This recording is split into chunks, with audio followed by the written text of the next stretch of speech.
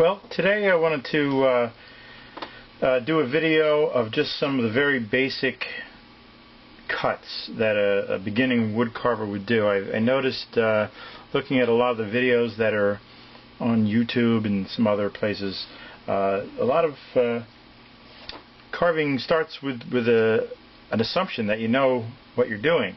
So I thought it'd be really good to start with some basics. Now I recommend that you always use some sort of a carving glove for the knife, the non-knife hand, and it's good to have some thumb protection for the blade with the knife. But for today I'm going to go without those just to demonstrate, and I'm going to use this knife here, which is a 1 3/4 inch knife. And what I wanted to do was show you some of the basic cuts. There are really 4 basic cuts, and they are as follows. There's a push cut. Okay, so what you're doing in the push cut is you're holding the blade firmly, and the thumb of your other hand that doesn't have the knife is actually holding the work. In this case, I'm gripping my piece of wood here, and my thumb is on the back of my other one, or it could even be on the blade of the knife, but usually it's here, and it's actually providing the power. And the knife holding hand, in this case I'm a righty, so I'm going to refer to it as the right hand, is guiding it. It's steering, and this is the power behind it. Okay, now what's great about this is I can just push it a very short distance. So if I want to just make a short cut like this, I can absolutely control it. Okay, a lot of carvers, when they first get a piece of wood, particularly kids, is they start going like this. They try to power off, they just want to see chips fly. Never good. At any stage of carving, this type of thing is almost never good, unless you're really just trying to make a point on something on a big stick or whatever. But it's almost never going to be a quality cut, and it's never safe. So this way I can stop wherever I want, and if I want to cut near the end of the wood, I want little chips like this. I don't want to go flying off and have chips flying all over the place. So I want to control it. Okay, so I can do that with the power of this, and sort of when you try to go into a room slowly and you're pushing the door and pulling it at the same time, that's sort of what's happening here. So that's called a push stroke. Okay, the next is kind of it's not really the opposite, but it is in a way. It's called a paring stroke, and that's when you flip the knife around so it's now facing you, and you're going to use the thumb on the same hand, and you're going to use this motion. So I'm holding the work with my my opposite hand, and I'm squeezing with this part of my hand right here. I'm doing this motion. Again, look at that. Look at the travel of the blade. It's hardly anything. Now, again, you don't want to be pulling it toward you like this. You want to be just giving a little pull. Now, this is where having protection on your thumb. Okay, you can either buy a thumb guard, or you can get carver's tape that you wrap around your thumb. And you'll see on most you'll see my videos, and you'll see most carvers using these. So the reason I have it on the thumb is when you're pulling here, and if you're at the end of a piece and you want to really, kind of control it, your thumb actually stops the blade. Well, of course, the knife is sharper. Sharp steel, piece of meat, sharp steel wins every time. Okay, that's what I tell the kids. So anyway, so again, very controlled. I can stop it wherever I want. Very important. Okay, so that's called a paring cut, and you think of paring an apple, or the next cut is called a stop cut. And basically a stop cut is when you cut directly into the wood like that. You chop right into the fibers of the wood, straight down, with the intention of that you're going to cut into it with either a push or a paring cut, and stop where you made that first cut. So what you want to do is sever the fibers of the wood, and then you're going to carve into it and stop at that. And then if you want to deepen that, then you can go again on that same spot, and then just keep going deeper and deeper. Okay, so you never want to try to make a huge cut of any kind just in one shot. You always want to work your way into it. So now I'm using a combination of my push cut, which is right there, and my stop cut. Okay, so that is very useful. So you can almost see perhaps an eyebrow forming here, or a nose, or both. Okay, so this is how you make things, by combining these basic cuts.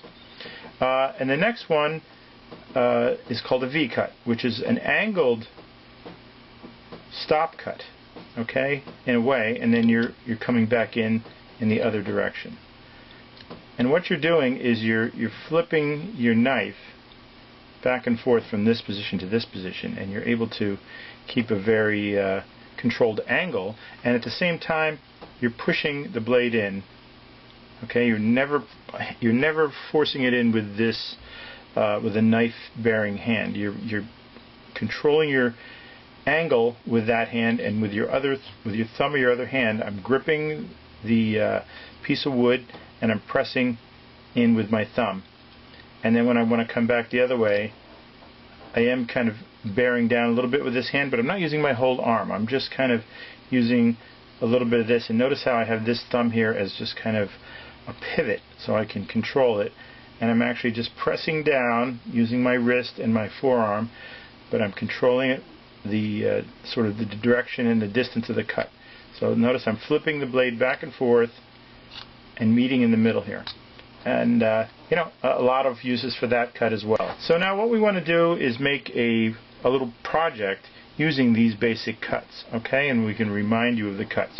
So you can do this with almost any piece of wood you find laying around, but if you can get a hold of some basswood or some poplar or some wood that has a fairly straight, fine grain, and it's fairly soft, so you won't be too frustrated right in the beginning. And this is really just absolute beginner carving. So it doesn't matter how big of a piece. I'll tell you what I have here, though. This is about 5/8, 7/8, 6.5 inches. Okay, so just a little piece. Just happened to be something I had left over. It could be anything. This piece I did was 3/4 by 3/4. So that's actually a good piece and pretty easy to find just about anywhere. Okay, so the first thing you want to do for any project, and it's great fun to just start out with a piece and just carve away, whittle away, and try the different strokes. And I recommend you do that you get a piece of wood and just practice the paring cut and the push cut until you just get the feel of it. What I'm going to do is bring this down in kind of a blade shape like that, and then somewhere around here maybe I'll have the blade will end, and then maybe I'll make this kind of a rounded handle here. Let's see, draw a little bit better. Make a little, maybe a ball shape here. Why don't we do that? Why don't we do two kind of little balls on the end? Okay, something like that. Doesn't have to be really too accurate because it's a sketch. Now what I want to do is where these two meet, I'm going to kind of transfer that around. You could go, you know, and use a square if you wanted to. That's probably the best way to go so that you really have it accurate. Okay, so now what I want to do is remove all this in here. Okay, so let's talk about those cuts again. Okay, when I get into for the end here and the shaping of this, I'm going to want to do my push cut and my paring cut. And then since it's a kind of a blade, I want to establish this center of the stick too, so I know where I'm going to meet in the middle here. Okay, so the first thing I'm going to do is remove this little bit on the end here, so I know where my thing is. So I'm going to use the push cut right now, and what I'm doing is I'm taking off the end of this until I get myself down to a point. Okay, then I can just keep working my way back here. Now what's really important that I want you to notice is that my cuts are controlled, especially at the end here. I don't have anyone sitting near me, that I can hurt. I'm not really carving toward my body or any part of my hand or any part of my arm or my body, my stomach, or any of that. I'm staying away from all that. Okay? And then I'm also, what's really, really important is I'm not trying to rush. I'm not, hurrying. I'm not trying to get this done in 5 minutes. Okay? Now, let's talk about wood grain for a minute. Generally, when they cut the wood, this is pretty straight in this piece. But sometimes they go off like this on the wood. Okay? And if you think of I'm going to make these a little darker. Let's say if I had the grain kind of going like this, okay? Well, you want to carve in that direction on the wood. Same thing, it's usually going to be the opposite way on the other side. So 9 times out of 10 when you're carving, if it's good this way, the other way you're going to have to go this way. If you notice that when you're carving, if the chips come off and they fly off the piece and they come off where you intend them to, or where you expect them to even, that's good. That means you're carving in the right direction. And if you have a really sharp knife, you'll get a little bit of a faceting, kind of a shininess on there. I don't know if you can see it. That means you're going the right way. Now, let's take this other piece here.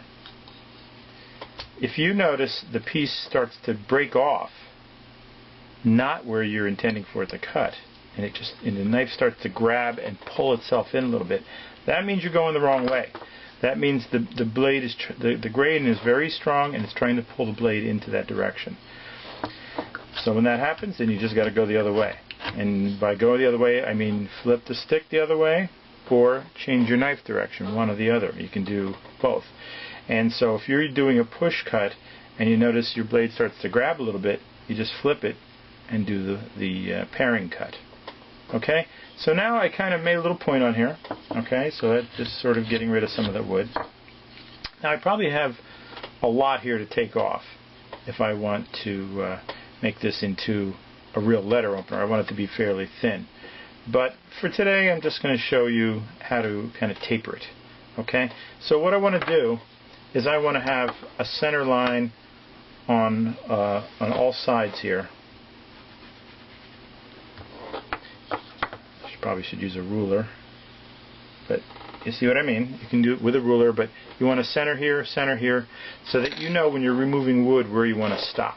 But before I do anything, I want to get this corner established here so I don't accidentally take off more than I want.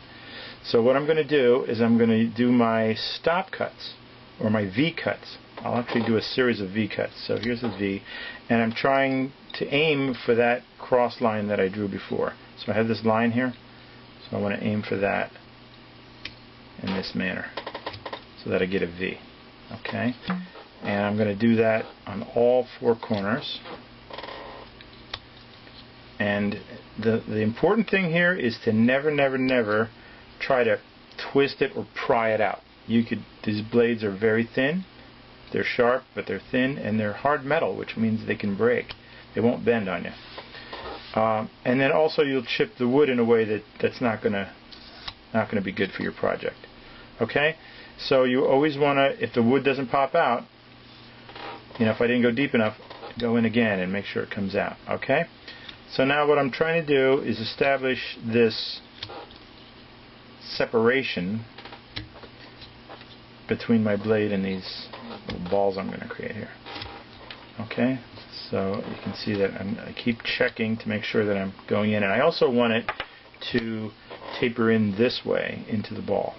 Okay? So I'm going to go in all 4 sides on this. Right? Now I'm coming in, and you can start small and go deeper and deeper. Okay? And work your way into that shape that you want. Now a good idea, if you're going to cut a ball, is to put a center on it. Right? Draw a center line that goes all the way through. Okay, if I continue a line around this way, and then I also have a center line that comes all the way down the center of my piece. One way to think of this is a clock, okay? 12 o'clock. Let's take this circle here. 12 o'clock, 3 o'clock, 6 o'clock, 9 o'clock. Okay, so we're always cutting toward 12 and 6. Okay, with the grain going this way, we're going to come from 3 up to 12, from 3 down to 6, from 9 to 6, and from 9 to 12. Now when we do from 3 or 9 toward 12, we're going with a push cut. When we go from 3 or 9, the center line this way down, we're going to use the paring cut. Okay, so if you lose your lines, you just put them back in there so that you can see where you're going. So now let's look at this part. We have the same thing going on here. I've already carved some away, so I want to redraw that line, okay, because that's still an important line. So to do the blade, again, I don't want to start here at the top and try to take all this off, because material is going to chip off and flake off in a way that I don't want it to. So I'm going to start farther down here, and I'm using my push stroke. This thumb is the power, and I'm going a little at a time, moving from this corner down to these lines. Okay, and I'm going to come close to the line. I'm not going to finish down to the line. Okay, and then I can do it over here too, as long as I don't have any problem with the grain trying to pull it off too fast. So what I like to do is start, toward the end of it and then come back. Okay, now as I take off more and more material, you can see why having those lines is important. Now I also want to make it tapering to the point, so some of this is going to have to come off in a curve this way too. So you can see how this is going. Then I can come back here and again work my way back. See how it's starting to chip there? That's not good. So that means I have to go in this direction. So now that I have this little shoulder carved off here, I can come back a little at a time. And see how I stop and push, I stop and push. I'm controlling how much and how fast. Okay, and I don't want to go right to that point yet. I'm going to leave a little bit there. Now I'm going to bring this down to meet it. Now once I've brought myself up to a point here, then it's much easier to thin this whole thing down. If I had it in one big fat piece, it would be a lot to try to take that down. But I can thin it the way I want. I look at it, I keep looking at it. Am I taking the right amount? The same amount off both sides at the same time.